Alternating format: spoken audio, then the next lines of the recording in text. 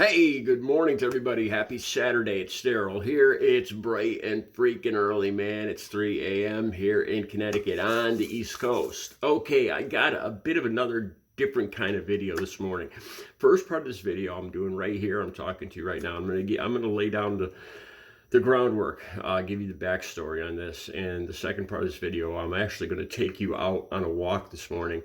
And more than likely, I'm going to show you what I'm talking about. And the subject of today's video is a homeless person that I've been seeing every single day. Now, the temperatures here in Connecticut, last 3 days has been about 27 degrees below freezing, 27 degrees probably at the time I walk.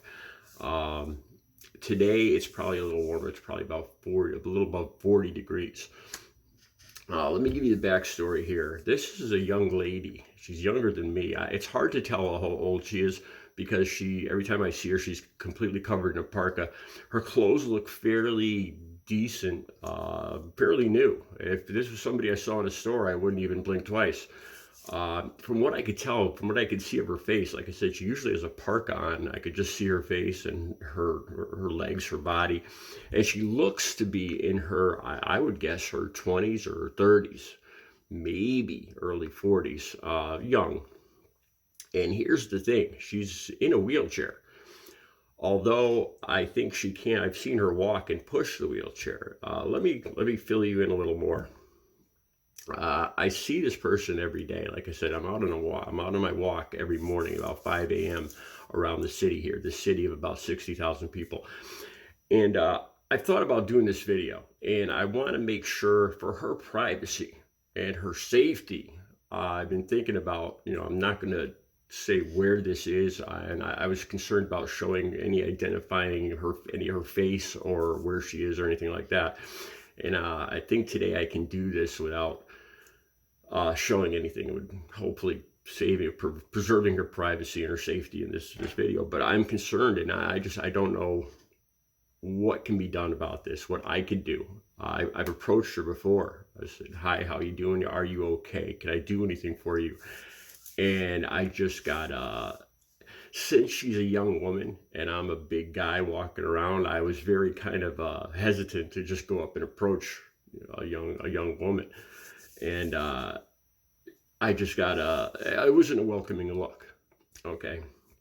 So every night, here's the thing, every night she sleeps in the wheelchair on the side of the road, right next to the road on the sidewalk. And she's covered over by a sleeping bag. She completely, it just looks like a big bump on the side of the road. Like you could see the wheels of the wheelchair, and it's covered over by a sleeping bag, and it's her sleeping all night, 27 degrees below freezing, all night long on the side of the road in the dark, cars going by, the police have to be aware of this. The city hospital is literally 2 blocks away, 10-minute walk, not even 10-minute walk from where I see her every morning. The police yesterday were doing traffic. They were doing construction on the street where I see her wheelchair, where she was sitting right there. The police were actually about 100 feet away doing traffic control. So I'm not blaming the police here, but I'm just saying they must be aware of the situation with her. And then on top of that, I've seen her in front of the police station with her wheelchair and sitting on a bench. That's the other place I've seen her. So I have to believe that the town, the police and everybody else must know about this. It breaks my heart. It just I've talked about empathy on this channel before, and I can't imagine what it must be like to sleep all night, to have your bedroom be the sidewalk, below zero, with cars going by, people, music blaring, people yelling, and all the stuff that goes on in a city. And she's sleeping. It's her literal bedroom on the side of the road. I don't know a lot about her rights and all that stuff. I have to imagine that if she doesn't want help, she can refuse help as long as she's not a danger to herself or anybody else. So I have to believe that's the situation. I haven't talked to the police about this at all. I haven't approached anybody else. This morning, I'm going to take you on a walk, and I've seen her in the same place every morning. And it's a little warmer this morning, so she's there when it's 27 degrees, so I have to imagine she'll be there today. And like I said, there's no identifying, so you can't see her face or features or anything like that. The other thing that bothers me about this is the public health situation of the public health aspect of the situation.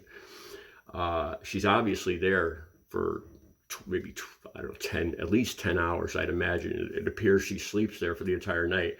I saw her at 5 in the morning where she was fast asleep. She'd been sleeping all night. And then again, I went by about 10 in the morning and she was just getting up, waking up. And that's when the police were doing traffic right across the street where they could, she was in full view of them, where she was just waking up and taking her sleeping bag off.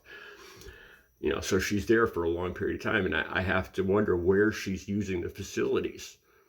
Obviously, being a human being, she has to relieve herself, and there's an alleyway within just maybe 10 or 20 feet. She's pretty much right in front of this alleyway that goes back to the deserted buildings behind, and the safety aspect, the health aspect of this whole thing is just unbelievable. That this could go on in any city, and I've seen on YouTube or on also all over the place. You go on Google Earth, you could even see it. In New York City, in LA, Skid Row, there's blocks of people living like this, and I did a video telling you guys one of the things that affected me when I was a kid. I went to New York City as a kid on a school trip, because we're only about an hour and a half from Manhattan right here. And we went to the UN. It's the first time I ever saw a homeless person. It was cold and raining that day. Like I said, I was about 10 or 11 years old, 12 years old. And there was a piece of plastic on the sidewalk. It was a cold, rainy November day, if I'm not mistaken, like 35 degrees and just one of a miserable, gray, cold, rainy day. And there's people stepping over this plastic on the sidewalk, and it's a homeless person. And this is on the streets of New York City. This is what I saw when I was 12 years old, and it blew my mind. I could never forget about that. The thing that scared me is, could that be me someday? That's the first thing that went through my head. And the way that everybody was just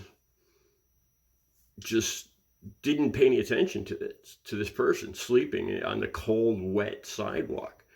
It's the first time I saw this, and that's why this woman bothers me so much. Like I said, the health aspect of this, where she's using the facilities, I have to imagine that she's going behind the building, and it's just, I can't believe, I see, especially the people on the right, calling this, America's the greatest country in the world.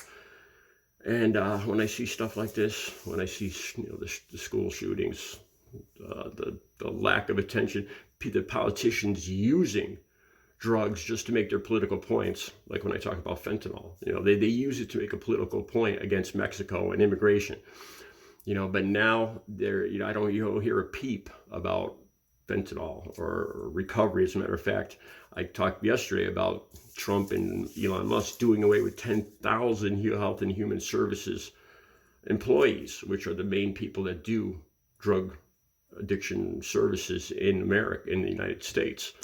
There's no concern at all for it now. I have a hard time believing that this is the greatest country in the world when I see things like this. All right, so I'm going to take you on the walk, and I'm going to be quiet when I walk by her. I don't want to disturb her. I don't want to bother her. I don't want to show where this is. If there's people from the city where I live watching this, I'm sure that there's identifying, you'll be able to tell where this is. So, but I'd like to keep her privacy and her safety, especially her safety. It's the most important thing to me, and her privacy. So let's go see if she's there. Okay, we're beginning our walk here. It's about 5 a.m. here in the city. It's about 48 degrees and it's been raining. I really hope she's not out there.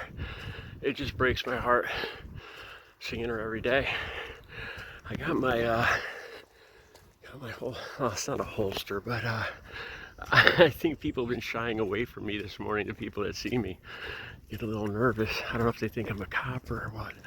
Anyway, another half mile, and we'll see if she's there. All right.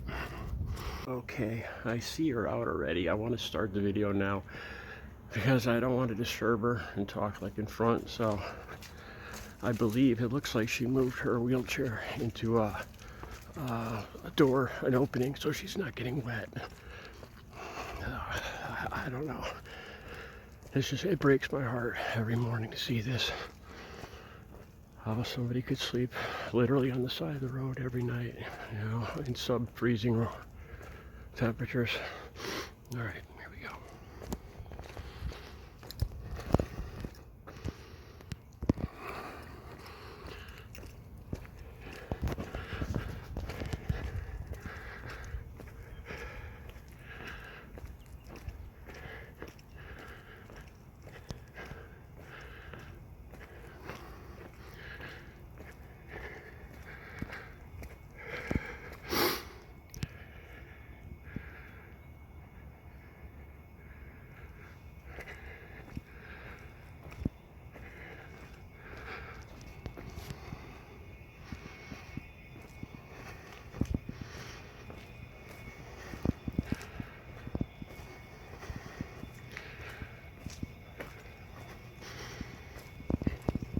Okay, I had to wait a bit. I can't believe how much seeing this woman affects me every morning. And to be honest, I feel like crap right now because I videotaped her. Honestly, I don't know what else to do at this point. Like I said, I approached her before and I was hesitant because I'm guessing it's mental issues. You know, I was an addict, an alcoholic, and I mean, I'm not qualified to make that distinction, but it doesn't appear to me it's that. You know, she seems well dressed. The sleeping bag is clean, the wheelchair. The funny thing is, the hospital is right. I could see it from here. And I actually went into that hospital 13 times for detox myself on the mental crisis ward, where she probably just got out of. You know, and they can only keep people for 3 days if they're a danger to themselves or others. A 72-hour hold. You know, and then they go back out on the street. Like I said yesterday, I'm not blaming the cops or anything here. I saw the police working right within view of her yesterday when she woke up and started, putting away her sleeping bag that covers her. You know, so they're aware of her. You know, I've seen her in front of the police station. I get the feeling that this is one of those situations where the person just refuses help, you know, and, so it comes down to this. You know, like I said, I feel like crap videotaping her, but what's my alternative? To walk by her every day and not say anything or not do anything and just pretend she doesn't exist? I can't do that. To me, that's even worse. So I'm putting it out there for you guys. How can we help this woman? Let me know in the comments.